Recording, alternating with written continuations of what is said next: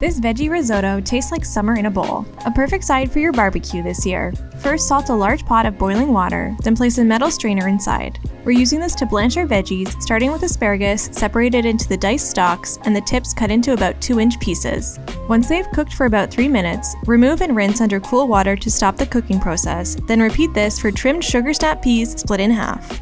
In a separate pan, heat a drizzle of olive oil over medium heat, then add 1 sliced medium zucchini. Sprinkle in some salt and grind in black pepper, then cook, stirring occasionally, for about 7 minutes or until slightly browned and tender. Pour 4 3/4 cups of vegetable broth into a large pot on one of the back burners of your stovetop. Bring the broth up to a simmer, then turn the heat down to low to keep it warm. Now we're finally ready to start cooking the risotto. Heat olive oil in a large pot, then add about 1 tablespoon of butter, allow to melt, and pour in finely diced shallot.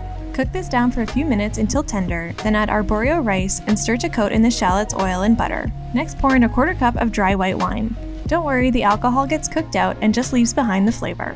Now comes the part where you need some patience. The key to a good risotto is to gradually add the warm broth, starting with 1 cup, then stirring frequently until it's all been absorbed into the rice. Continue adding broth 1/2 cup at a time until the rice is cooked al dente and all but a 1/4 cup of the broth has been added.